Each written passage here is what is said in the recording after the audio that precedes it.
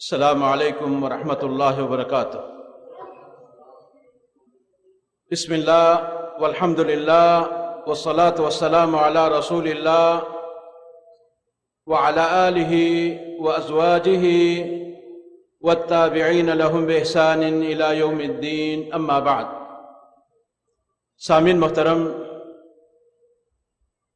اللہ کی توفیق سے اس پروگرام کا انعقاد پایا ہے۔ آج کا خطیب مولانا پروفیسر طالب الرحمن شاہ صاحب راشدی ہیں۔ اللہ رب العزت سے دعا ہے کہ اللہ ان کو صحت تندرستی دے، ان کو مزید اخلاص سے دین کے کام کی توفیق دے، اور تمام سامعین کو بھی اس سے مستفید ہونے کی توفیق دیں۔ اللہ سب کی یہ حاضری قبول اور منظور فرمائے۔ اس پروگرام کا آغاز بغیر کسی تمہید اور مقدمے کے شروع کر دیتے ہیں۔ میں دعوت سخن دوں گا جناب مولانا پروفیسر طالب الرحمن صاحب راشدی، آپ تشریف لائیں اور اپنے خیالات کا اظہار فرمائیں۔ تشریف لاتے ہیں مولانا صاحب، جزاکم اللہ خیر۔ الحمد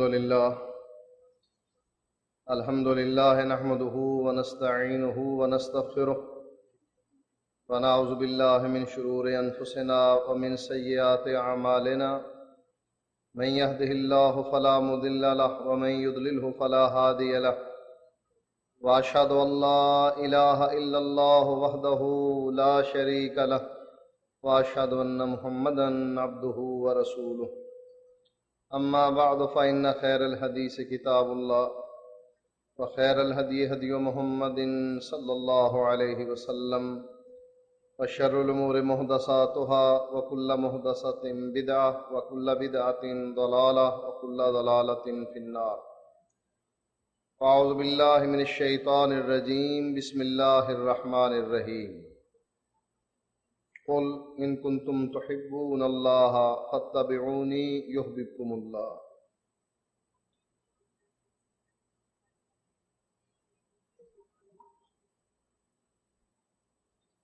اللہ تعالی نے رہنے کے لیے دو گھر بنائے ہیں،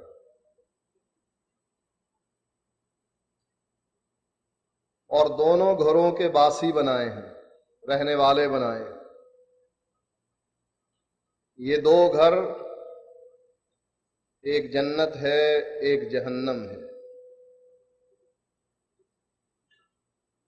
اس کے رہنے والے فریق فی الجنت و فریق فی السعیر، ایک گروہ جنت میں جانے والا ہے اور دوسرا گروہ جہنم میں جانے والا ہے۔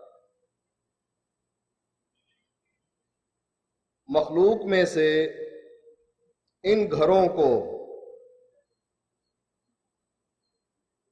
اپنی زندگی میں یا شیطان نے دیکھا ہے، یا آدم علیہ السلام نے دیکھا ہے، یا عیسیٰ علیہ السلام نے، یا محمد الرسول اللہ صلی اللہ علیہ وآلہ وسلم نے۔ شیطان نے اس لیے دیکھا کہ یہ پہلے فرشتوں کے ساتھ تھا۔ اللہ تعالیٰ نے اس کو حکم دیا ماں فرشتوں کے کہ آدم علیہ السلام کو سجدہ کرو۔ اس نے سجدے سے انکار کر دیا، وہاں سے اس کو نکال دیا۔ آدم علیہ السلام بھی پہلے جنت میں تھے۔ آدم علیہ السلام کو جنت سے اس لیے نکالا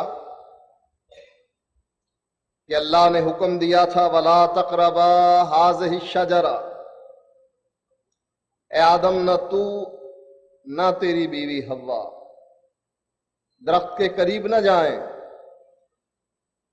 اسی شیطان نے جس کو وہاں سے نکالا گیا تھا آدم علیہ السلام کو بھی پھسلا دیا. کہنے لگا اے حوا اور آدم، کیا تم جانتے ہو کہ اللہ تعالیٰ نے اس درخت کے قریب جانے سے منع کیوں کیا؟ اب آدم علیہ السلام اور حوا کو کیا علم تھا کہ ہمیں کیوں منع کیا گیا؟ بس منع کر دیا اللہ تعالیٰ نے. کہنے لگا میں نصیحت کرنے والا تمہارا دوست ہوں، دشمن نہیں ہوں. سنو، اللہ نے اس لیے منع کیا تھا اگر تم نے اس درخت کا پھل کھا لیا یا تو تم ہمیشہ کے لیے جنتی بن جاؤ گے، اللہ چاہے بھی نکالنا تو نکال نہ سکے گا، یا اس وجہ سے منع کیا کہ کہیں تم فرشتے نہ بن جاؤ. یہ دو وجوہات ہیں، اس کے علاوہ تیسری کوئی وجہ نہیں. لہذا تم اس درخت کا پھل کھا لو. آدم علیہ السلام اور ان کی بیوی شیطان کی باتوں میں آ گئیں، درخت کا پھل کھا لیا، جنتی لباس اتر گیا، درختوں کے پتے توڑ توڑ کر اپنا سطر ڈھانپنے لگے. اللہ نے آواز دی، اے آدم اور اے حوا، کیا میں نے تم کو منع نہیں کیا تھا کہ اس درخت کا پھل نہ کھانا؟ اور کیا میں نے تمہیں یہ نہیں بتلایا تھا کہ یہ تمہارا دشمن ہے جس کی تم نے بات مانی، میری بات چھوڑ دی، اس کی مان لی؟ اب تمہاری سزا یہ ہے کہ اس جنت سے نکل جاؤ، تم بھی، تمہاری بیوی بھی اور شیطان بھی. ان دونوں نے، ان تینوں نے جنت کو دیکھ لیا، اپنی زندگی میں دیکھا. شیطان کی زندگی تو طویل ہے، قیامت کے آنے تک اللہ نے مہلت دی شیطان کو کہ تجھے موت نہیں آئے گی. آدم علیہ السلام ان کو موت آ گئی، حوا کو موت آ گئی. ایک اور شخصیت عیسیٰ علیہ السلام، جن کو اللہ تعالیٰ نے زندہ آسمان پر اٹھا لیا، وہ بھی اس جنت کو دیکھ کر واپس اس دنیا میں آئیں گے. لیکن جب آئیں گے عیسیٰ روح اللہ کی حیثیت سے نہیں، بلکہ محمد الرسول اللہ صلی اللہ علیہ وسلم کی امتی کی حیثیت سے تشریف لائے. باقی ایک ہستی بچتی ہے جس کا نام ہے محمد الرسول اللہ، جس نے اپنی زندگی میں جنت کو بھی دیکھا اور جہنم کو بھی دیکھا، اور واپس دنیا میں آ کر جنت کا حال بھی بتلا دیا، جہنم کا حال بھی بتلا دیا. وگرنہ واپس آنے کی اجازت کسی کو نہیں. شہداء کے بارے میں آپ جانتے ہی ہیں کہ شہداء آخری تمنا یہ کریں گے کہ یا اللہ ہمیں دنیا میں واپس بھیج، ہماری روحیں جنت میں پہنچی ہوئی ہیں، ان روحوں کو دوبارہ جسموں میں لوٹا دے. اللہ ان کو جواب دے کر کہے گا کہ نہیں، جو ایک مرتبہ یہاں آ گیا واپس دنیا میں نہیں جا سکتا. چاہے ہم یہ کہتے رہیں، جمعرات کو آتی ہیں، منڈیر پر بیٹھتی ہیں اور پوچھتی ہیں کیا پکایا.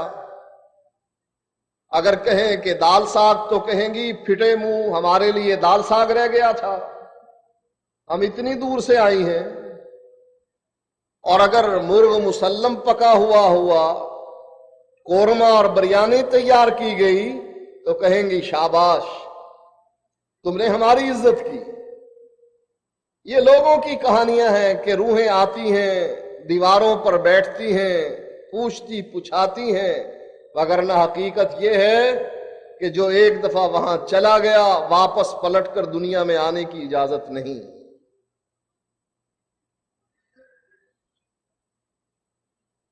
اب آپ ہاتھ اٹھا کر بتلائیں آپ میں سے کون کون جہنم میں جانا چاہتا ہے؟ کوئی ایک بھی نہیں۔ ہمارے ہاں تو ایسے بدبخت شاعر موجود ہیں جو یہ کہتے ہیں جنت کی سیٹیں ختم ہو چکی ہیں تو جلدی سے دوزخ میں بڑھ مام دینا۔ اور آپ میں سے کوئی بھی آدمی جہنم میں جانے کے لیے تیار نہیں۔ جہنم بھی تو ایک گھر ہے، اس میں داخلے کے لیے اس کا بھی ایک طریقہ کار ہے۔ کیا طریقہ کار ہے؟ شیطان نے کہا تھا اے اللہ جس آدم کے لیے تو مجھے جنت سے نکال رہا ہے میں اس کی اکثریت کو ان کے عقائد تباہ و برباد کر دوں گا، گمراہ کر دوں گا، ان کو صراط مستقیم پر بیٹھ کر دائیں طرف سے حملہ آور ہوں گا، بائیں طرف سے، آگے سے، پیچھے سے۔ آدم کے بیٹوں کی اکثریت تیری نافرمان بن جائے گی۔ اللہ فرماتا ہے اے ابلیس جا تو ان پر اپنے گھوڑ سوار چڑھا دے، اپنے پیادوں کا لشکر لے آ اور ان پر حملہ آور ہو جا۔ تو ان کو گمراہ کرے گا لیکن میرے بندوں پر تیرا زور نہیں چلے گا۔ یاد رکھ تجھے بھی اور تیرے ماننے والوں کو بھی میں جہنم میں پھینک دوں گا۔ یہ ہے ایک ٹھکانہ جس میں کوئی بھی مسلمان جانے کے لیے تیار نہیں۔ اللہ تعالی ہمیں محفوظ رکھے۔ دوسرا ٹھکانہ ہے جنت، جس میں جانے کے لیے ہر آدمی کا دل مچلتا ہے کہ جنت مل جائے کسی نہ کسی طریقے سے۔ جنت میں اللہ کے نبی فرماتے ہیں ایک کوڑے جتنی جگہ کسی آدمی کو اگر نصیب ہو جائے تو دنیا و ما فیہا سے بہتر ہے۔ تھوڑی سی جگہ، اور آخری جنتی کو جو ادنا جنتی ہے کتنی بڑی جنت ملے گی؟ اللہ تعالیٰ اس آدمی سے کہے گا جا جنت میں داخل ہو جا۔ پہلے وہ جہنم میں جل رہا ہے، روتا اور چلاتا ہے یا اللہ مجھ کو جہنم سے نکال۔ یہ آخری جہنمی ہے جو جہنم سے نکل رہا۔ اللہ تعالیٰ اس کو جہنم سے نکال دیں گے۔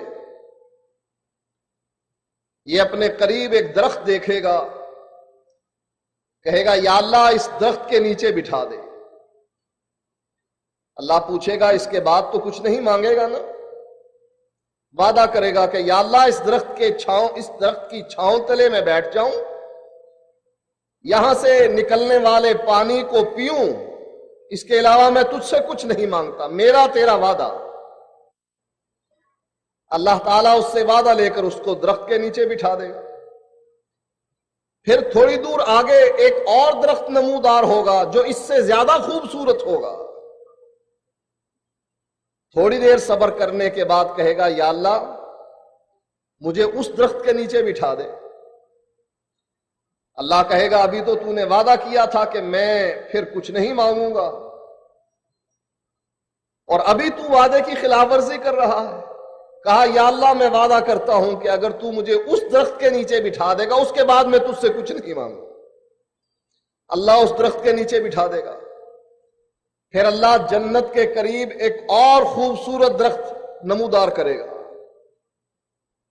اس کے دل میں پھر تمنا پیدا ہوگی، رالیں ٹپکیں گی، وعدے کی خلاف ورزی کرتے ہوئے کہے گا یا اللہ مجھے اس درخت کے نیچے بٹھا دے۔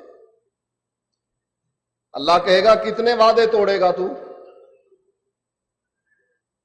کہا اللہ یہ بس اب آخری وعدہ، اس کے بعد میں کوئی خلاف ورزی نہیں کروں گا، بس آخری تمنا ہے اس درخت کے نیچے۔ اللہ کہے گا اس کے بعد تو کوئی نہیں؟ کہے گا نہیں، اس کے بعد کوئی نہیں، بس۔ اللہ اس کے قریب بٹھا دے گا۔ اب جنت کے قریب پہنچ گیا ہے، جنتی ہوائیں آ رہی ہیں، خوشبوئیں آ رہی ہیں، جنتیوں کی گفتگو سن رہا ہے۔ کہاں تک صبر کرتا؟ کہے گا یا اللہ تو اب جنت میں ہی داخل کر دے۔ اللہ کہے گا تو وعدوں کو توڑتے ہوئے کوئی پرواہ نہیں کرتا، اچھا جا جنت میں چلا جا۔ تھوڑی دیر میں واپس پلٹ کر آئے گا کہ یا اللہ تو نے جنت میں مجھے داخل تو کر دیا، لیکن جنت میں جاؤں تو جاؤں کہاں پر؟ وہاں تو ساری دنیا آ گئی ہے، قبضہ کر لیا ہے سب نے، اب مجھے جگہ کہاں سے ملے گی؟ اللہ کہے گا اچھا کیا تو اس بات پر راضی ہے کہ میں تجھے اتنی بڑی جنت دوں جتنی بڑی دنیا میں کسی بڑے بادشاہ کی سلطنت ہوتی؟ کہنے لگا یا اللہ تو رب ہو کر مجھ سے مذاق کرتا ہے، اپنے بندوں سے، گنہگار بندے سے مذاق کرتا ہے، اور رب ہے تو؟ اللہ ہنس پڑے گا اس کی بات پر، کہے گا بندے کیا تو اس بات پر راضی ہے کہ میں تجھے اتنی بڑی جنت دوں جو کسی بادشاہ کی 2 سلطنتوں کے برابر؟ کہے گا یا اللہ میں راضی ہوں۔ کہا نہیں، 3 سلطنتوں کے برابر، 4 5 6 7 8 9، کہے گا 10 سلطنتوں کے برابر، کیا تو راضی ہے؟ کہے گا یا اللہ میں راضی ہو گیا۔ ہر آدمی کے دل کی تمنا ہے کہ وہ جنت میں چلا جائے، جہنم میں جانے کا طریقہ تو آسان ہے، شیطان کی بات مانو، وہ شرک کرواتا ہے شرک کرو، وہ نبی سے تعلق کو توڑتا ہے توڑ دو۔ جیسے جہنم میں جانے کا طریقہ ہے ایسے ہی جنت میں جانے کا بھی طریقہ۔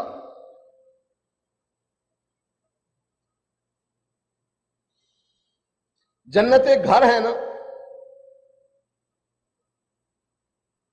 اس گھر کی سیر کس نے کی اور کس نے آ کر بتلایا؟ محمد الرسول اللہ صلی اللہ علیہ وآلہ وسلم نے اس گھر کی سیر کی اور آ کر اپنی امت کو وہ طریقہ بتلایا جس طریقے سے انسان جنت میں جا سکتا، اس طریقے پر عمل کیا۔ کس نے؟ سب سے پہلے مردوں میں سے ابو بکر صدیق رضی اللہ تعالیٰ عنہ، عورتوں میں سے حضرت ختیجہ رضی اللہ تعالیٰ عنہ، غلاموں میں سے حضرت بلال رضی اللہ تعالیٰ عنہ، بچوں میں سے حضرت علی رضی اللہ تعالیٰ عنہ نے اس طریقے پر عمل کیا جو طریقہ اللہ کے نبی نے بتلایا۔ آپ نے کیا فرمایا؟ من اتانی دخل الجنہ، جو میرے پیچھے چلے گا، جو میرے پیچھے آئے گا، جو میری اتباع کرے گا وہ جنت میں پہنچ جائے گا۔ ابو بکر صدیق رضی اللہ تعالی عنہ اللہ کے نبی کا کلمہ پڑھتے ہیں، اسلام قبول کرتے ہیں۔ آپ کو کتنی بڑی جنت ملی؟ اللہ کے نبی ایک دن فرماتے ہیں جنت کے 8 دروازے ہیں، کوئی نماز کا ہے، کوئی صدقے کا ہے، کوئی روزے کا ہے، کوئی جہاد کا ہے، مختلف دروازوں سے آپ کی امت جنت میں داخل ہو جائے گی۔ صدیق پوچھتے ہیں اللہ کے نبی کیا آپ کی امت میں کوئی ایسا خوش نصیب بھی ہے جس کو جنت کا ایک دروازہ نہیں 8 دروازے بلائیں اور کہیں آؤ ہم میں سے گزر جاؤ؟ نبی اکرم صلی اللہ علیہ وآلہ وسلم فرماتے ہیں اے ابو بکر مجھے اللہ سے امید ہے کہ جس شخص کو جنت کے 8 دروازے بلائیں گے وہ تو ہوگا۔ صدیق اکبر جنتی کیسے بنے؟ کس کی اتباع کی؟ محمد الرسول اللہ کی۔ نماز کون سی پڑھی؟ محمدی، جیسے اللہ کے نبی نے پڑھی تھی۔ حج کیسے کیا؟ جیسے اللہ کے نبی نے کیا تھا، محمدی حج۔ زکوٰۃ کا طلاق کا، نکاح کا طریقہ کیا تھا؟ جیسے محمد الرسول اللہ صلی اللہ علیہ وآلہ وسلم نے بتلایا، جو کلیہ اللہ کے نبی نے بتلایا تھا کہ جو میرے پیچھے آئے گا وہ جنت میں جائے گا، ابو بکر صدیق نے اس پر عمل کیا، ایسے جنت میں پہنچے کہ جنت کے 8 دروازوں نے بلایا، آؤ ابو بکر ہم سے گزر جاؤ۔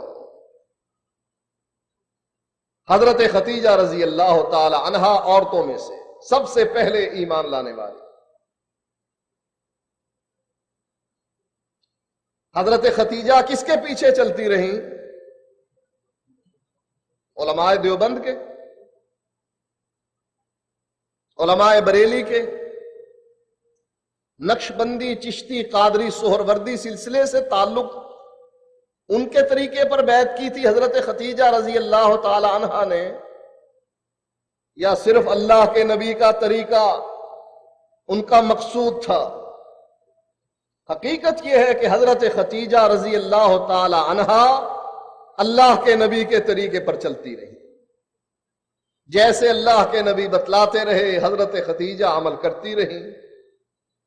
شوہر کی خدمت کے لیے اپنے گھر سے چلی، کھانے کے لیے کچھ تیار کیا، غار کے دہانے پر پہنچی، آسمان سے رب نے جبریل کو بھیج دیا، جبریل ختیجہ کے آنے سے پہلے پہنچا اور اللہ کے نبی سے عرض کرتا ہے، اے اللہ کے نبی، یہ آپ کی بیوی ختیجہ آ رہی ہے، اس کو کہنا کہ اس کا رب اس کو سلام کہتا ہے۔ رب کے سلام کے بعد جبریل کا سلام بھی اس کو پہنچا دینا اور اس کو بتلا دینا، خوشخبری دے دینا کہ اللہ تعالیٰ نے اس کے لیے جنت میں موتی کا ایک محل تعمیر کیا ہے۔ کیسے ملا حضرت ختیجہ کو جنت میں موتی کا محل؟ کسی کی مقلد بنی تھی، کسی کے مذہب پر چلی تھی، کسی کا طریقہ اختیار کیا تھا، یا صرف محمد الرسول اللہ صلی اللہ علیہ وآلہ وسلم کی اتباع کی تھی؟ غلاموں میں سے حضرت بلال پوچھتے ہیں اللہ کے نبی حضرت بلال سے، جنت میں اللہ کے نبی خواب میں بھی سیر کرتے ہیں اور اس بدن کے ساتھ بھی جنت کی سیر کر کے آتے ہیں، پوچھتے ہیں بلال سے، بلال تو کیا عمل کرتا ہے؟ عرض کرنے لگے اللہ کے نبی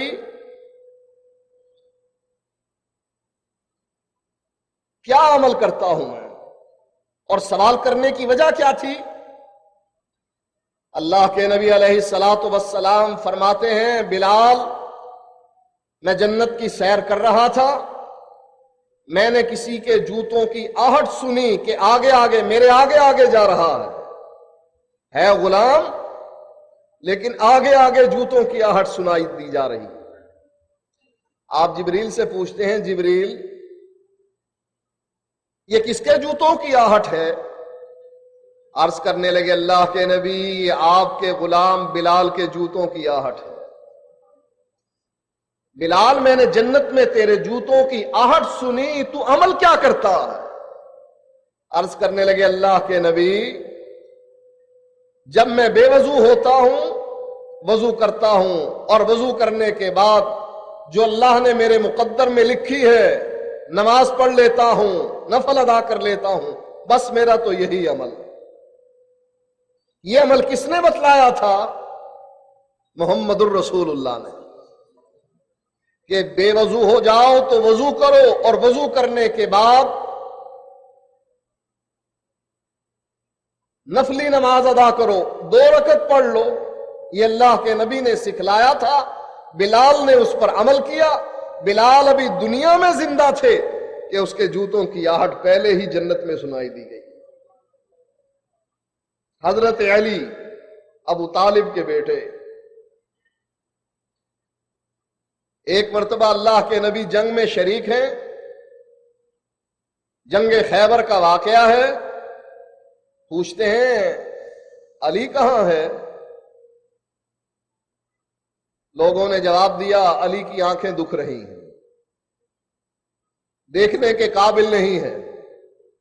فرمایا بلاؤ علی کو، اور اس لیے بلاؤ کہ میں اس آدمی کے ہاتھ میں علم دینے والا ہوں جس سے اللہ اور اس کا رسول محبت کرتا۔ حضرت علی کو بلایا، آپ نے اپنا لعاب دہن ان کی آنکھوں میں لگایا۔ حضرت علی فرماتے ہیں میری آنکھیں درست ہو گئیں اور اس کے بعد کبھی نہیں دکھی۔ یہ علی جس کے بارے میں اللہ کے نبی فرماتے ہیں کہ یہ اللہ اور اس کا نبی اس سے محبت کرتا ہے، میں جھنڈا اس کے ہاتھ میں دوں گا، اور اللہ کے نبی نے جھنڈا علی ابن ابی طالب کے ہاتھ میں دے دیا۔ یہ اللہ کا محبوب کب بنا؟ جب محمد الرسول اللہ کے پیچھے چلا۔ اپنے باپ کی ابو طالب کی بات نہیں مانی، بلکہ اللہ کے نبی کی بات مانی، صحابی بنے، اللہ اور اس کے رسول کے محبوب بن گئے۔ ان مثالوں سے کیا چیز واضح ہوتی ہے کہ جنت میں جانے کے لیے صرف اور صرف وہی طریقہ اختیار کیا جائے جو طریقہ اللہ کے نبی علیہ الصلاۃ والسلام نے بتلایا۔ اس کے مقابلے میں آج کل ہم کر کیا رہے ہیں؟ کون سی نماز پڑھتے ہیں ہم؟ اس کی وجہ کیا ہے؟ کلمہ ہم نے کس کا پڑھا ہے؟ نماز کس کے طریقے کی پڑھتے ہیں؟ اپنے امام کی۔ کلمہ کس کا پڑھا ہے؟ محمد الرسول اللہ کا۔ یہ تو دغا بازی نہیں کہ کلمہ جس کا پڑھا جائے اطاعت اسی کی جائے۔ کیا فرمایا اللہ تعالیٰ نے؟ ان کنتم تحبون اللہ فاتبعونی، اگر تم اللہ سے محبت کرنا چاہتے ہو تو اپنے اپنے امام کی تقلید کیا کرو۔ یہی ترجمہ بنتا ہے۔ لقد کان لکم فی رسول اللہ اسوۃ حسنہ، تمہارے لیے تمہارے ائمہ کی زندگی نمونہ ہے۔ یہی ترجمہ بنتا ہے۔ اطیعوا اللہ واطیعوا الرسول، اللہ کی اطاعت کرو اور اپنے ائمہ کی تقلید کرو، یہی ترجمہ بنتا ہے۔ جب ترجمہ یہ نہیں بنتا، ترجمہ بنتا ہے اللہ کی اطاعت کرو، اس کے رسول کی اطاعت کرو۔ ترجمہ بنتا ہے اگر تم اللہ سے محبت کرنا چاہتے ہو فاتبعونی، مجھ محمد کی اتباع کرو علیہ الصلاۃ والسلام۔ کیا ہوگا؟ یحببکم اللہ، اللہ تم سے خود محبت کرنے لگ جائے گا۔ وَيَغْفِرْ لَكُمْ ذُنُوبَكُمْ، اللہ تمہارے گناہوں کو بخش دے گا۔ جب بندے کے گناہ بخشے جائیں گے تو بتلائیے کہاں جائے گا؟ جنت میں یا جہنم میں؟ کہاں جائے گا؟ جنت میں جائے گا۔ اس کا معنی یہ ہے کہ نبی کی اتباع میں اس بات کی گارنٹی ہے کہ انسان اس کی اتباع کر کے جنت میں جائے گا۔ یہ گارنٹی کسی اور کی بھی دی ہے اللہ تعالیٰ نے قرآن میں۔ چلیں، یہ تو امتی تھے نا امام، اللہ نے نبی بھی بھیجے۔ کیا آج کے دور میں کسی نبی کی اتباع اس بات کی گارنٹی ہے کہ اس کی اتباع پر جنت مل جائے گی؟ کون تھے موسیٰ علیہ الصلاۃ والسلام؟ امتی یا نبی؟ اللہ نے جبریل فرشتے کو موسیٰ علیہ السلام پر بھی بھیجا تھا نا۔ حضرت خدیجہ ورقہ بن نوفل کے پاس لے کر گئی تھیں اپنے شوہر کو، اپنے آقا کو، اپنے نبی کو، اور کہا تھا ورقہ بن نوفل سے سنیے اپنے بھتیجے کی بات، یہ کیا کہہ رہا ہے؟ اللہ کے نبی نے بات بتلائی تو کہنے لگے یہ وہی فرشتہ ہے جو موسیٰ علیہ الصلاۃ والسلام پر وحی لے کر آیا ہے۔ موسیٰ علیہ الصلاۃ والسلام وہ نبی ہیں جن پر جبریل فرشتوں کا سردار وحی لے کر آتا رہا ہے۔ موسیٰ علیہ السلام کو کوئی کتاب ملی یا نہیں ملی تھی؟ وہ کتاب کون لے کر آیا تھا؟ اللہ کی طرف سے آئی تھی یا خود موسیٰ علیہ السلام نے لکھ لی تھی؟ طور پر گئے تھے، اللہ نے لکھی ہوئی ہدایات موسیٰ علیہ السلام کو دی تھیں، موسیٰ علیہ السلام نے خود نہیں لکھی تھیں۔ آپ جن ہدایات پر عمل کر رہے ہیں وہ تو لوگوں نے خود لکھی ہیں۔ یہ فقہ حنفی ہے، یہ شافعی ہے، یہ مالکی ہے، یہ حنبلی ہے، یہ طریقہ نقشبندی ہے، قادری ہے، چشتی ہے، سہروردی ہے۔ یہ کس نے لکھے؟ اللہ نے لکھوائے، جبریل لے کر آیا، یا لوگوں نے خود لکھے؟ نبیوں نے لکھے یا امتیوں نے لکھے؟ اور ان کے حق ہونے میں ان کو بھی شک ہے۔ کہتے ہیں مذہبنا ثواب یحتمل الخطا، کہتے ہیں ہمارا مذہب سچا ہے لیکن اس میں غلطی کا امکان ہے۔ اور ہمارے مخالف فریق امام شافعی کا مذہب کہتے ہیں ان کا مذہب خطا غلط ہے لیکن یحتمل الصواب، اس بات کا احتمال ہے کہ شاید صحیح ہو جاؤ۔ یہ کون کہہ رہا ہے؟ وہ کہہ رہے ہیں جنہوں نے اس مسلک کو مرتب کیا۔ کہتے ہیں شک ہے ہمیں، ہے ہمارا مذہب صحیح لیکن شک ہے کہ غلط بھی ہو سکتا ہے، اور ہمارے مخالف کا مذہب ہے غلط لیکن شک ہے کہ صحیح بھی نکل سکتا ہے۔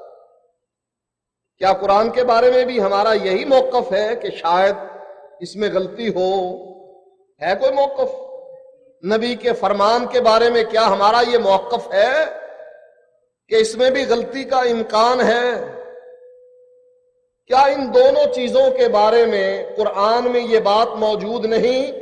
وما ينطق عن الهوى ان هو الا وحی یوحی۔ گارنٹی دے دی کس کی؟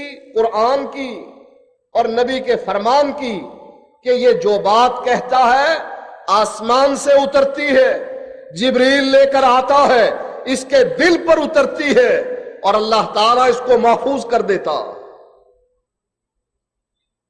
یہ حیثیت کسی کی بھی نہیں۔ وہ میں نے آپ کو جو مثال دی تھی کہ موسیٰ علیہ السلام پر وہی اترتی رہی، اللہ نے کتاب دی، تورات موسیٰ علیہ السلام کو ملی، لیکن کیا اس نبی کی اتباع پر جنت ملے گی؟ تورات پر عمل کرنے سے جنت ملے گی؟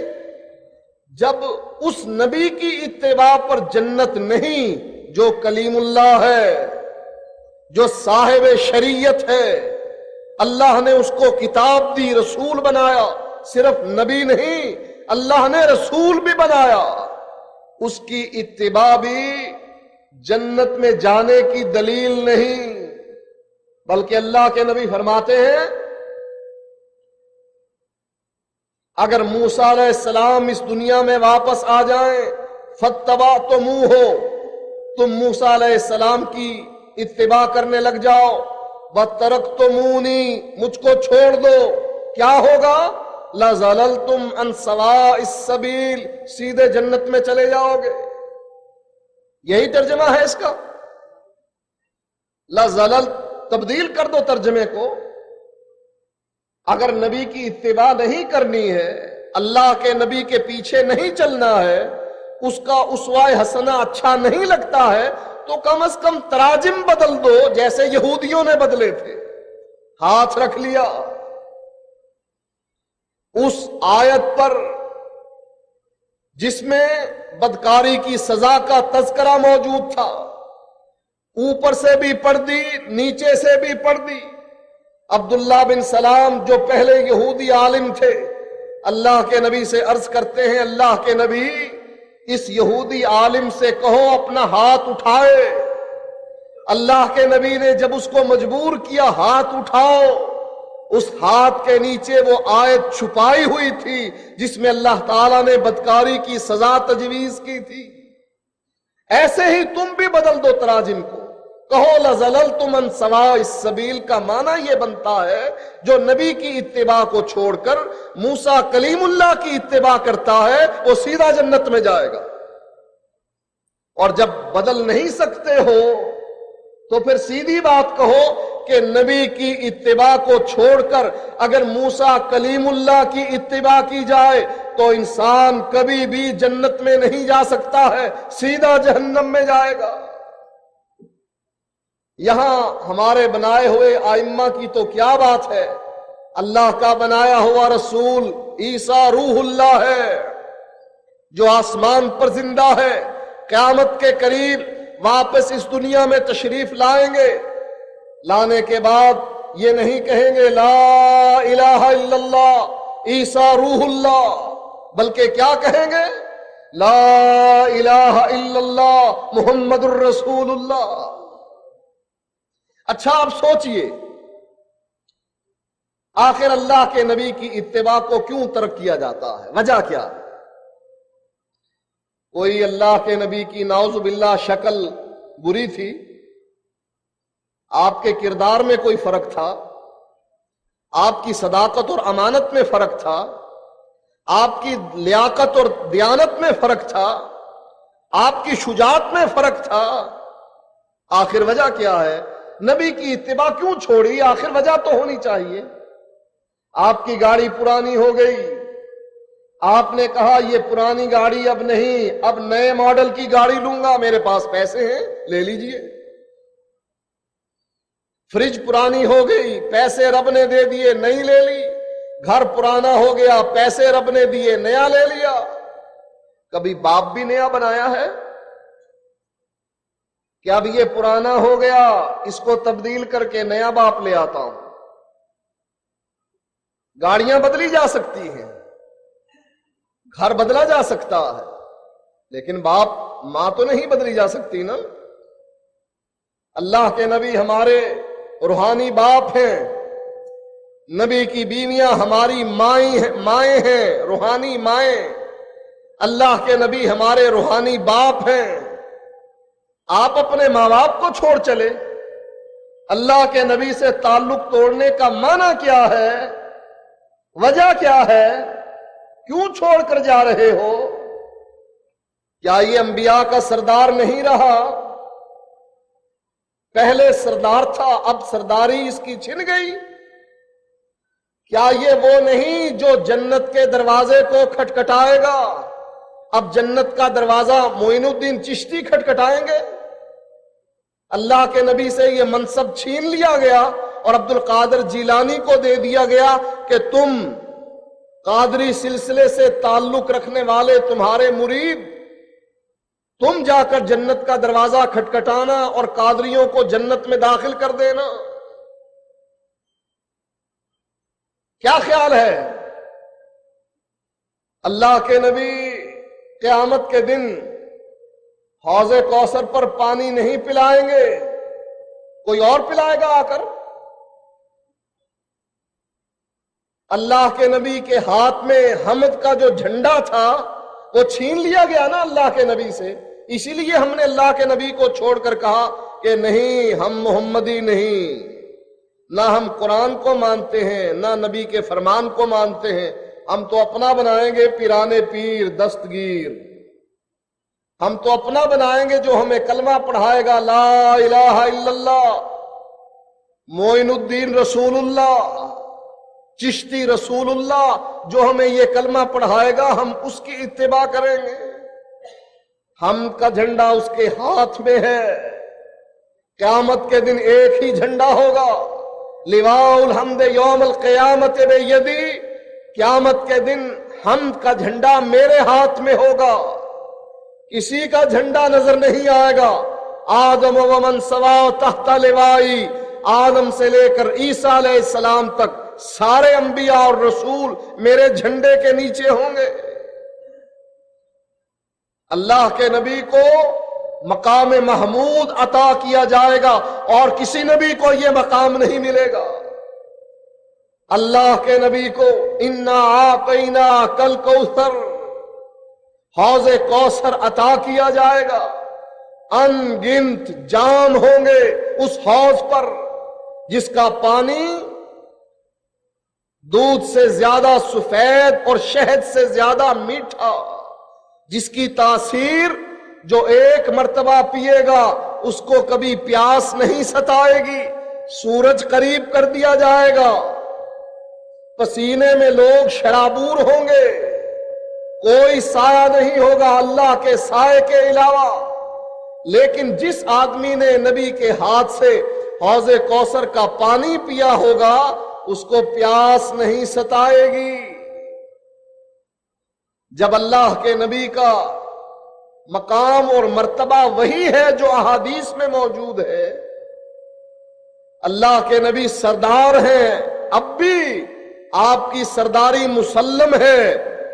आप फरमाते हैं अना सैयद वल्द आदम, अना सैयद वलद आदम।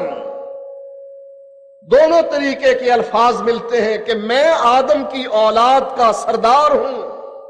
आदम की औलाद में अंबिया भी हैं, रसूल भी हैं, नेक भी हैं, बद भी हैं, सब मौजूद हैं, वली भी हैं, सहाबी भी हैं, सब मौजूद हैं। लेकिन सबका सरदार कौन? मुहम्मदुर रसूलुल्लाह। सबका इमाम कौन? मुहम्मदुर रसूलुल्लाह। सबका खतीब कौन? मुहम्मदुर रसूलुल्लाह। सबकी शिफात करने वाला कौन? मुहम्मदुर रसूलुल्लाह। पानी हौज़े कौसर का पिलाने वाला कौन? मुहम्मदुर रसूलुल्लाह। जन्नत में ले जाने वाला कौन? मुहम्मदुर रसूलुल्लाह। आप फरमाते हैं अल्लाह मेरे लिए दायरा खींच देंगे। ए अल्लाह के नबी, इरफा रासक, सल तोता, सर बुलंद कीजिए, सजदे से सर उठाइए, मांगिए क्या मांगते हैं, मैं आपकी मांगत को पूरा करूंगा। अल्लाह भेजता है जिब्रील को, जिब्रील जाओ, मेरा नबी रो रहा है, जाकर पूछो मायूब की, ए पैगंबर रो क्यों रहे हो, क्या चीज रुला रही है? हालांकि अल्लाह को पता है कि मेरा नबी, मेरा रसूल, अंबिया का सरदार क्यों रो रहा है, लेकिन जिब्रील को भेजते हैं, जिब्रील जाओ। अल्लाह के नबी की जबान से निकले हुए अल्फाज अल्लाह सुनना चाहता है कि नबी खुद वजह बतलाए, वगरना अल्लाह तो दिल के हाल से वाकिफ है। जिब्रील पहुंचे और कहा, पैगाम दिया, ए अल्लाह के नबी, अल्लाह पूछता है आप क्यों रो रहे हैं? आप फरमाते हैं जिब्रील, अल्लाह को पता है कि मैं क्यों रो रहा हूं, मुझे क्या चीज रुला रही है। ए जिब्रील, अल्लाह को बताना, मैं जो रो रहा हूं अपनी उम्मत के लिए रो रहा हूं कि मेरी उम्मत जहन्नम में जाएगी। मुझे जो चीज रुला रही है ये चीज है। अल्लाह के पास जिब्रील गए, नबी का पैगाम सुनाया, अल्लाह ने दोबारा भेजा, जिब्रील वापस जाओ और मेरे नबी से कहो, ए अल्लाह के नबी मत रोइए, आपकी उम्मत के बारे में क़यामत के दिन हम आपको राजी करेंगे। ये कौन है? अपनी उम्मत की सिफारिश करने वाला, इसको जन्नत में ले जाने वाला। कहा जाएगा अपने सर को बुलंद कीजिए, मांगिए क्या मांगते हैं। आप कहते हैं, अल्लाह के नबी फरमाते हैं, अर्ज करते हैं रब के सामने कि अल्लाह मेरी उम्मत जहन्नम में जल रही है। अल्लाह जवाब में कहता है, ए मोहम्मद जाओ जहन्नम से निकाल लाओ हर उस आदमी को जिसके दिल में जौ के दाने के बराबर ईमान है। आप निकाल लाते हैं, फिर सजदे में गिर जाते हैं। अल्लाह पूछता है अब क्या? कहते हैं अब भी उम्मत जहन्नम में जल रही है। कहा अच्छा जाओ, जौ के छोटे से छोटे दाने के बराबर भी जिसके दिल में ईमान है उसको भी निकाल लाओ। निकाल कर लाते हैं, देखते हैं फिर जल रहे हैं, फिर सजदे में, फिर अल्लाह पूछता है, जवाब में कहता है अच्छा जाओ, جس کے دل میں رائی کے دانے کے برابر بھی ایمان ہے اس کو بھی نکال لاؤ. چھوٹا سا سرسوں کا دانہ، رائی کا دانہ نکال لاتے ہیں. پھر سجدے میں پھر اللہ پوچھتا ہے اب کیوں رو رہے ہو، اب کیا مانگتے ہو؟ کہا اللہ اب بھی امتی جل رہے ہیں. کہا جاؤ جہنم سے رائی کے چھوٹے سے جوٹے دانے کے برابر بھی جس کے دل میں ایمان ہے اس کو بھی نکال لا. پھر نکال لائے. پھر سجدے میں اب کیوں سجدہ کر رہے ہو، اب کیا مانگتے ہو؟ کہا اللہ اب بھی جل رہے ہیں. اللہ پوچھتا ہے اچھا خود بتلاؤ تم کیا چاہتے ہو. اب اللہ کا نبی اللہ سے مطالبہ کرتا ہے، عرض کرتا ہے یا اللہ میرا دل چاہتا ہے کہ جس کے دل میں صرف تیری توحید ہے، کوئی عمل نہیں، صرف تیری توحید ہے. یا اللہ میں چاہتا ہوں کہ تو میری امت سے ان کو بھی نکال دے، جہنم سے نکال کر جنت میں داخل کر. اللہ جواب میں کہتا ہے اے محمد یہ تیرا کام نہیں، یہ میرا کام ہے. وہ میری توحید کو مانتے رہے، ٹھیک ہے، کوئی عمل نہیں کیا، اللہ ایک مٹھی جہنم سے ان افراد کی نکالیں گے جن کے دل میں صرف عقیدہ توحید ہوگا. مسلم کی روایت. اب اللہ کی مٹھی میں پتا ہے قیامت کے دن زمین اور آسمان کہاں ہوں گے؟ اللہ کی مٹھی کے اندر. زمین 7 زمینیں 7 آسمان اور ان کے اندر پہاڑ، سمندر، دریا، نباتات، جمادات سب اللہ کی مٹھی میں. اتنی بڑی مٹھی جب وہ جہنم سے نکالے گا اس میں کتنے آدمی آئیں گے اللہ ہی اس کی تعداد جانتا ہے. اس کا معنی یہ ہوا قیامت کے دن سفارش کرنے والا کون؟ محمد الرسول اللہ. اس کو چھوڑ کر سودا گھاٹے کا ہے یا منافع کا؟ اس کو چھوڑنا سودا گھاٹے کا ہے یا منافع کا؟ اس کو چھوڑنا جس کا تذکرہ نہ قرآن میں نہ نبی کے فرمان میں، جو نہ صحابی ہے نہ تابعی ہے، اس کو چھوڑنا اور اس کو پکڑنا جس کا تذکرہ قرآن میں یا ایھا المدثر. کون ہے یہ؟ محمد الرسول اللہ. یا ایھا المزمل. کون ہے یہ؟ محمد الرسول اللہ. سبحان الذی اسری بعبدہ لیلا من المسجد الحرام الی المسجد الاقصی. کون ہے جس کو رب مسجد حرام سے مسجد اقصی لے کر گیا تھا؟ کون ہے یہ؟ محمد الرسول اللہ. قرآن خود کہتا ہے وما محمد الا رسول. آپ نے فرمایا میرے 5 نام اور اللہ نے 2 نام قرآن میں ذکر کیے. ایک اس آیت میں وما محمد الا رسول، محمد الرسول اللہ والذین آمنوا معہ، اور ایک اس آیت میں یاتی من بعد اسمہ احمد، اللہ کے نبی کا دوسرا نام احمد اللہ نے قرآن میں ذکر کر دیا، جس کا تذکرہ قرآن سے بھرا پڑا ہے. یا ایھا النبی سے پکارا جاتا ہے، یا ایھا الرسول کہہ کر پکارا جاتا ہے. اس کو چھوڑنا اور اس کو پکڑنا جس کے تذکرے سے قرآن خالی، نبی کا فرمان خالی. وہ نبی نہیں، نبی تو کجا صحابی نہیں، صحابی تو کجا تابعی نہیں. اس کو اتنا مضبوط پکڑا ہوا ہے کہ چونکہ ہم وہ ہیں لہذا ہم رفع الیدین نہیں کریں گے، ہم آمین نہیں کہیں گے. کیوں؟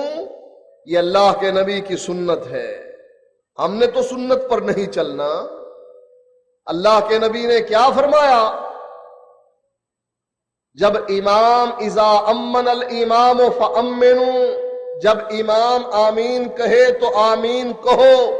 جس کی آمین کیونکہ یہاں تم آمین کہتے ہو، تمہارا امام آمین کہتا ہے، آسمان پر رب کے فرشتے بھی آمین کہتے ہیں۔ جس کی آمین فرشتوں کی آمین سے مل گئی، اللہ اس کے پچھلے سارے گناہ معاف فرما دیتا ہے۔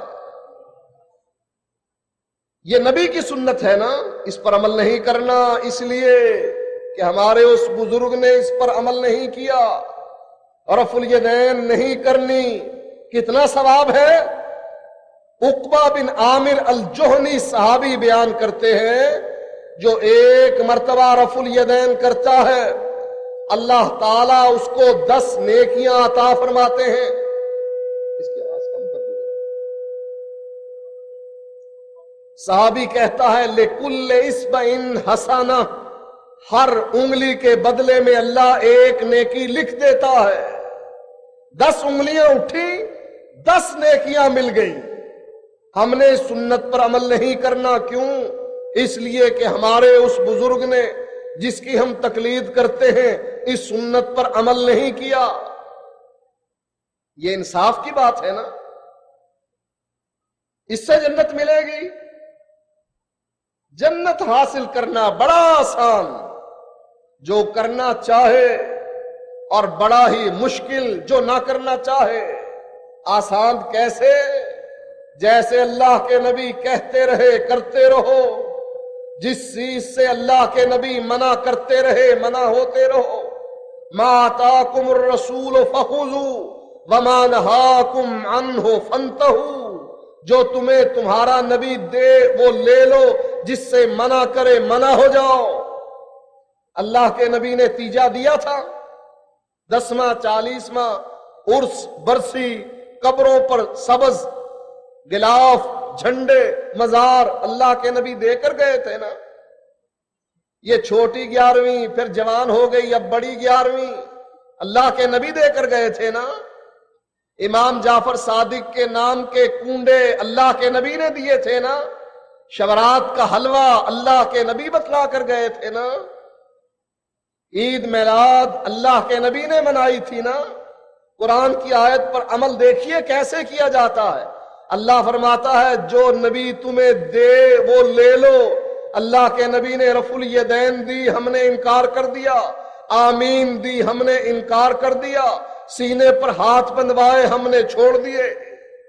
جو نبی دے رہا ہے ہم کہتے نہیں، یہ بھی نہیں، یہ بھی نہیں، یہ بھی نہیں۔ نہ محمدی نماز، نہ محمدی روزہ، نہ محمدی حج، نہ محمدی زکوٰۃ، نہ نکاح محمدی، نہ طلاق محمدی۔ ہم نے نہیں لینی، لے جاؤ۔ یہ خراب ہیں، یہ بسی ہیں، سڑ گئی ہیں، پرانی ہیں، بوسیدہ ہیں، 1400 سال پرانی ہیں۔ ہم نئے ہیں، نیا ماڈل گاڑی کا، نیا آنے والا موبائل ہمارے ہاتھ میں ہوگا۔ اس لیے دین بھی ہمارا نیا، ہر روز نیا بن رہا۔ کبھی اس دربار پر، کبھی اس دربار پر، کبھی یہ پیر بناتا ہے، کبھی وہ پیر بناتا ہے۔ نبی پرانا ہو گیا، اس کو چھوڑیے، اب نیا کوئی نبی بناؤ، نیا طریقہ اختیار کرو۔ جو نبی دیتا ہے ہم لینے کے لیے تیار نہیں، جس سے روکتا ہے آپ فرماتے ہیں کل محدثۃ بدعہ، ہر نئی چیز گمراہی بدعت ہے، اور ہر بدعت گمراہی ہے، ہر گمراہی جہنم میں لے جانے کا سبب ہے۔ ہم کہتے نہیں یہ پیٹ کس لیے بنا ہے، اس میں کھیر آئے، حلوہ آئے، بریانی آئے، چاہے مردے کے نام کی آئے، چاہے عبد القادر کی نام کی آئے، چاہے شیعوں کے امام کے نام کی آئے، صحیح پیٹ میں۔ یہ حلوہ جو شبرات کا ہے یہ بھی پیٹ میں آئے، پھر جانا ہے نا۔ آدمی ایک فوت ہو گیا، بیوی پڑھی لکھی تھی، مولوی صاحب صبح کو ان کے گھر پہنچ گئے۔ بی بی جی رات کو آپ کے شوہر میرے پاس آئے تھے۔ وہ حیران ہو کر کان کھڑے کرتی ہے، پوچھتی ہے حضرت جی جب میرے شوہر زندہ تھے رات کو جب بھی آتے تھے، چاہے لیٹ آئیں، جب بھی آتے تھے میرے پاس ہی آتے تھے، اب آپ کے پاس آنے لگ گئے رات کو؟ دھیان کرنا کہ پہلے رات کو میرے پاس آتے تھے، اب آپ کے پاس آنے لگ گئے۔ اچھا کہہ کیا رہے تھے آپ کے پاس آ کر رات کو؟ کہتے تھے پگڑی چاہیے، لباس چاہیے کیٹی کا، بوسکی کی قمیض چاہیے، کھیڑی چاہیے، جرابیں چاہیے، پگڑی چاہیے، اچکن چاہیے، اور فروٹ چاہیے، ڈرائی فروٹ بھی چاہیے، اور کھانے کے لیے زردہ پلاؤ، یہ بھی انہوں نے فرمائش کی تھی۔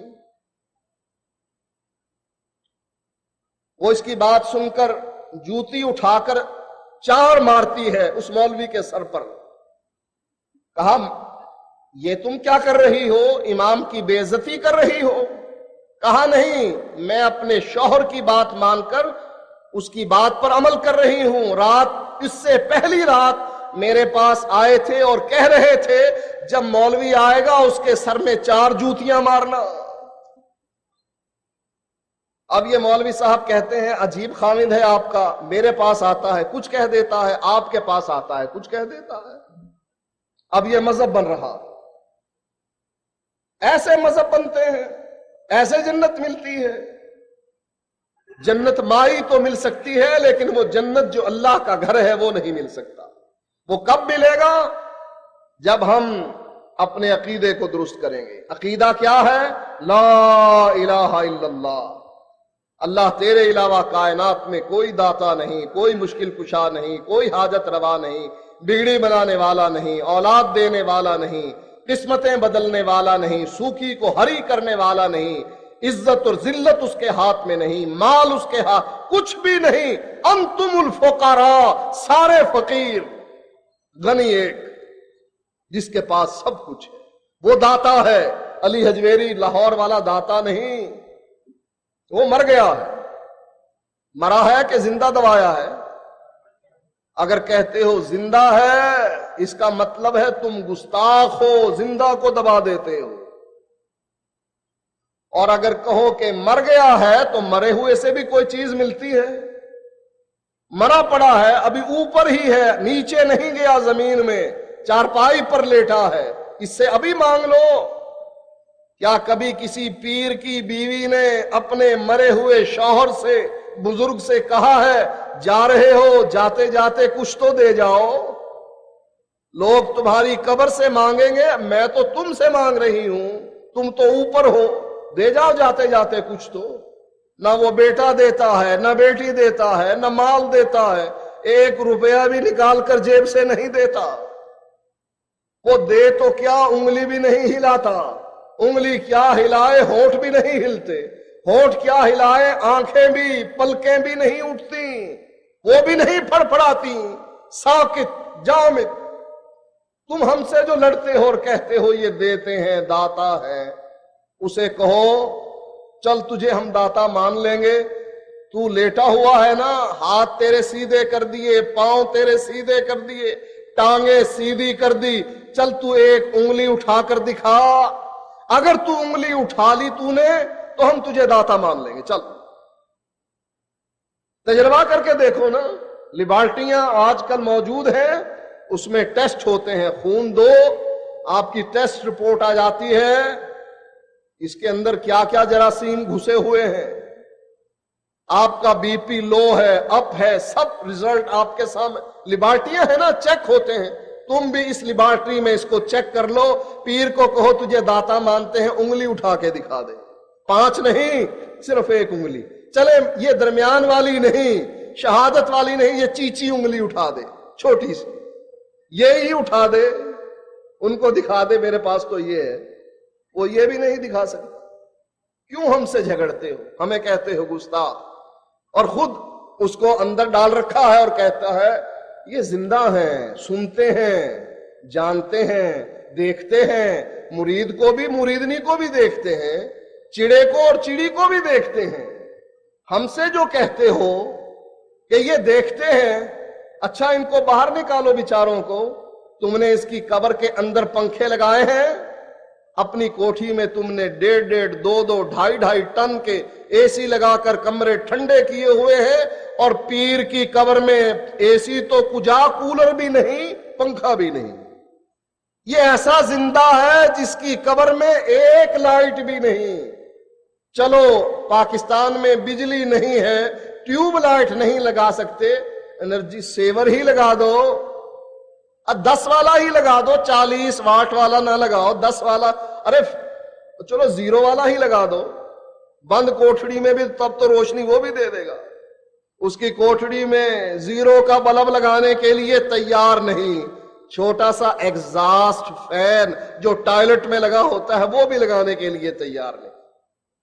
اس کا برچی خانہ بنایا ہے جس کو کہتے ہو زندہ ہے، چلو اس کی بیوی، تم تو کہتے ہو انبیاء کی بیوی قبروں میں پیش کی جاتی ہیں، اس بزرگ کی بیوی کے لیے تم نے کچن بنا کر رکھا ہے وہاں پر کہ بیوی آئیں گی کھانا پکا کر بزرگ کو دیا کریں گے؟ جب زندہ ہے تو روٹی کھانے کی ضرورت بنتی ہے کہ نہیں؟ یا تو تجربہ کر کے دیکھو، پیر کو اوپر بٹھاؤ دنیا میں اور کہو کھانا نہیں ملے گا تجھ کو، وہ کتنا برداشت کرے گا؟ کہے گا بدبخت خود اندر جا کر کھانا کھاتا ہے اور پیر صاحب کو کہتا ہے تیرے لیے کھانا نہیں، مردود میرے لیے کھانا نہیں تیرے پاس تو میں تیرے گھر میں بھی نہیں رہتا۔ ایک وقت کا کھانا نہ دو، یہ ٹینکی جو ٹینک اتنا بڑا پھیلا ہوا ہے یہ فوراً اندر سے کھولے گا، میں تجھے نہیں مانتا مرید، میں دوسرے مرید کے پاس جاتا ہوں۔ اب کتنے سال سے مرا پڑا ہے زندہ، کتنے سال سے زندہ ہے؟ 100 200 300 400 500 سال گزر گئے، اچھا اس کے کچن میں کھانے کا بندوبست تو نے کیا ہے؟ اور نہیں خشک راشن ہی پہنچا دے۔ کیا کنسپٹ ہیں جو تم نے بنائے ہوئے ہیں، کیا نظریے ہیں جو تم نے گھڑے ہوئے ہیں؟ زندہ ہے، اچھا ٹائلٹ ہے وہاں پر جہاں جا کر کھانے کے بعد نکالنا پڑتا ہے؟ یا آپ کے اس شرکہ میں جگہ جگہ پر آپ کی رہائشوں کے ساتھ ٹائلٹ بنے ہوئے ہیں، وہاں بھی ٹائلٹ بنایا ہے پیر کے لیے کہ جب کھائے گا تو نکالے گا تو جائے گا کہاں؟ گٹر سسٹم میں ڈال دو پائپ ایک اس کی کور کا۔ کرتے ہو ایسے؟ پھر کیوں جھوٹ بولتے ہو کہ زندہ ہے؟ کہو نہیں مر گیا، اموات غیر احیاء، قرآن کہتا ہے مر گئے، غیر احیاء زندہ نہیں ہیں۔ وما یشعرون ایان یبعثون، اور ان کو یہ بھی پتا نہیں کہ کب اٹھایا جائے گا۔ رب تو کہتا ہے مر گئے، صرف مرے ہی نہیں، تاکید کر دی زندہ نہیں۔ جو یہ کہتے ہیں بزرگ قبروں میں زندہ ہوتے ہیں، اللہ کہتا ہے مر گئے، زندہ نہیں۔ ہم اللہ کہتے ہیں تیری بات ہم نہیں مانتے، ہمارے بزرگ یہی کہتے ہیں کہ بزرگ قبروں میں زندہ۔ حتیٰ کہ زکریا صاحب فضائل صدقات میں لکھ گئے کہ ایک بزرگ لیٹے ہوئے تھے، مرید اس کو غسل دے رہے تھے، غسل دیتے دیتے بزرگ نے مرید کا انگوٹھا پکڑ لیا، وہ کہنے لگا مجھے پتا ہے تو زندہ ہے، انگوٹھا چھوڑ میرا۔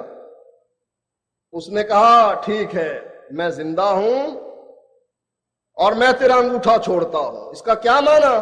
کہ یہ بزرگ زندہ تھا، انگوٹھا پکڑنے کے قابل تھا، پھر تم نے اس کو قبر کے اندر ڈال دیا، گستاخ ہم یا تم۔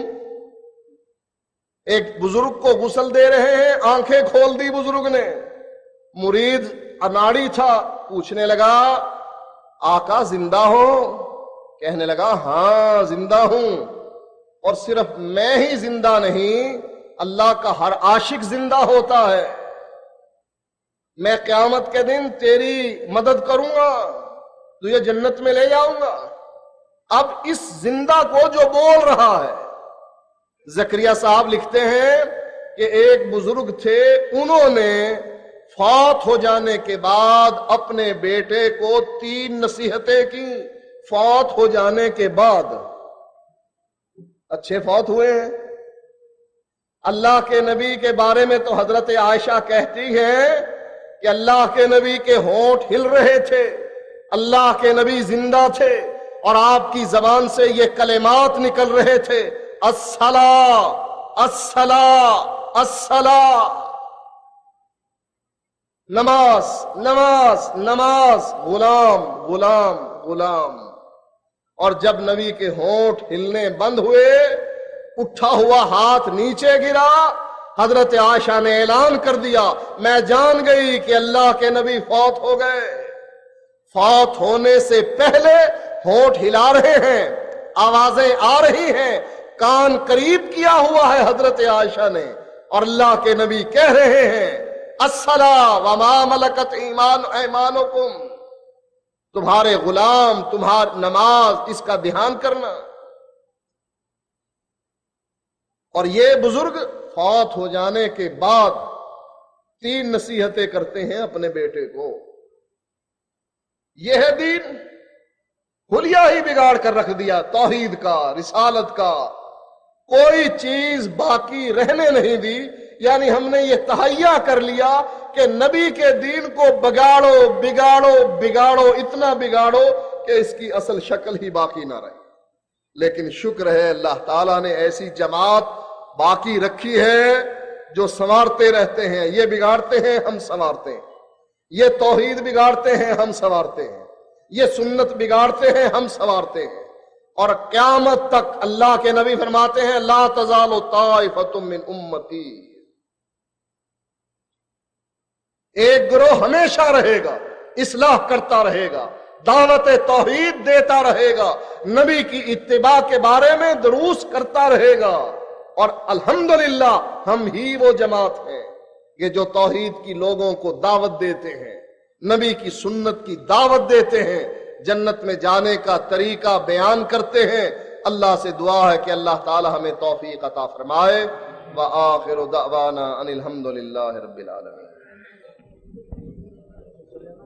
السلام علیکم ورحمۃ اللہ وبرکاتہ۔